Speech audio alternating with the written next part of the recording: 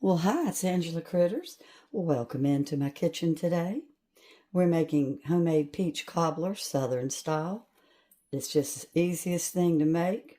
First thing we did was we went ahead and got our peaches peeled, and they're just sitting in their own juices right now waiting to get sliced up. So we're going to have 4 cups of fresh peach slices with a cup of milk. We've got a cup of all-purpose flour, a cup of sugar that's going to go in the batter. And then we've got some baking powder because we're using all-purpose flour, a little bit of lemon juice to keep the peaches looking good. And I'm just using this kind. I didn't have a fresh lemon. And then we've got another cup of sugar that's going to go into the topping with some other stuff. But this is just so easy to put together. And we're going to get started. I also have a pinch of salt, and then after we assemble everything, we're going to sprinkle a little bit of cinnamon over the top. But the first thing we're going to do is put the butter in the oven, in the casserole dish, so that it can go ahead and get melted while I slice the peaches. No sense dirtying up a pan, so we're just going to throw this right in. And I have a bad memory sometimes, so I'm going to set my timer to remind me to get it out. All right, so let's get our cup of the all-purpose flour in a medium-sized bowl. We're going to put in our baking powder. That was 1 tablespoon. And then we're putting in our little pinch of salt that makes it all work together. It's going to make it rise. Then we've got 1 cup of milk. We're going to add that slowly. And we're only going to mix this till it's moist. Then it's going to go on top of my butter.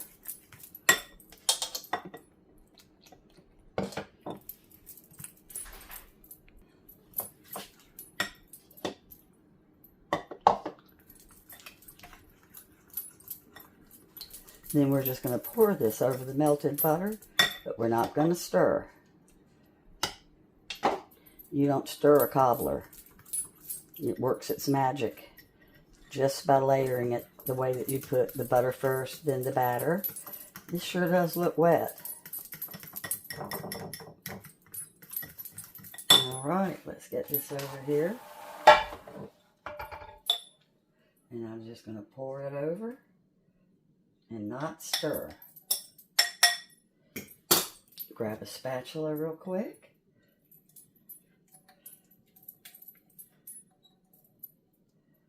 All right, so now we're really quickly going to heat up our peaches with some sugar and lemon juice.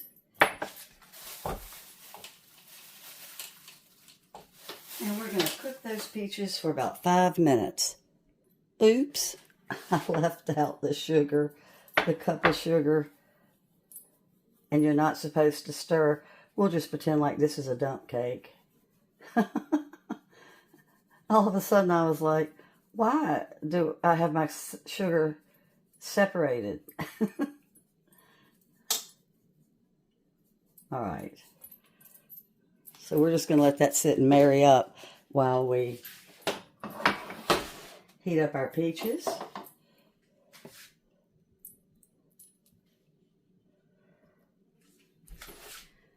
And we're going to do the 1 cup of sugar and the 2 tablespoons of lemon juice. And that's it.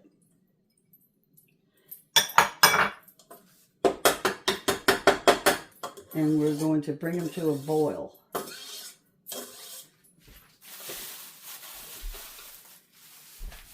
And it's important when you're slicing up your peaches, I want you to see how fat I'm making the peaches. Peaches have so much water. Oh, here's a big fat one. I didn't get it cut. Hold on. Peaches have so much water that if you cut the slices too thin, your cobbler's not really going to look like fruit. These will shrink up. So see how I kept it.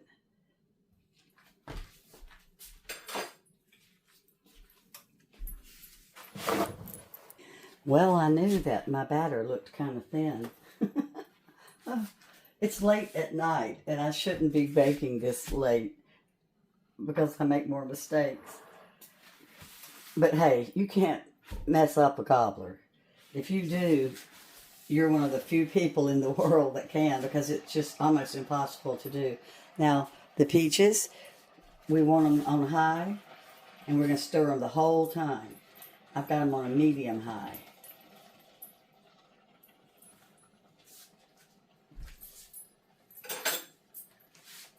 There's another big piece. Boy, they're juicy. The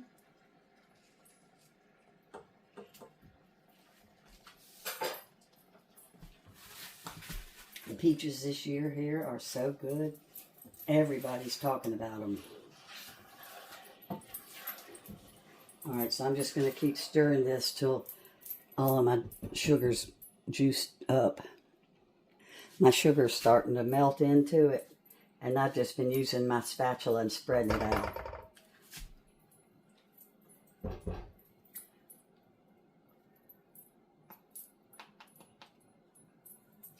Okay, boy, these peaches sure did cook up quick. Okay, we're going to pour them over. I've got my oven preheated to 375, so we are ready to go. And you just I'm making sure that all of my granulated sugar is melted through, that it's cooked through, because you don't want to have it in the good peach juice. All right.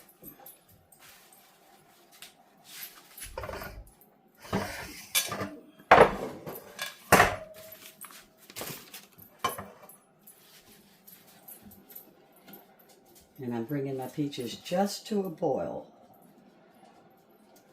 And I know then that I don't have any granulated sugar left. All right, here they go.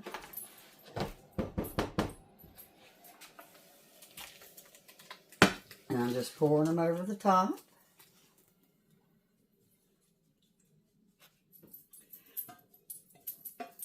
And get my spatula and get the last of my sugar out.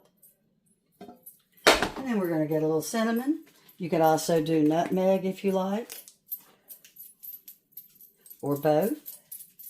And I'm just sprinkling a little bit of cinnamon overall. Alright, it's going in at 375. Uncovered for about 30 minutes. Well, it is hot out of the oven. It ended up cooking about 38 minutes. I'm going to put it back in. This part back here looks like it could cook just a little bit more. And you can see where I got a little heavy-handed with the cinnamon. But I love cinnamon and peaches. So I'm going to put this back in for about 5 minutes with my oven turned off. And sometimes I put the cinnamon in with the peaches with the sugar. So that's always an option. I just sometimes do that and sometimes I don't. But I really like that better, is to put my cinnamon in with that and then stir it up with a fork. Look at that peach cobbler, would you? It's too hot to taste. It's bubbling at all over the thing. Looks delicious. As soon as it cools off a little bit, we'll give it a try. And you can eat peach cobbler cold or warm, however you like it. Let's get some of the corner so you can see how good it looks. The way the batter bakes up.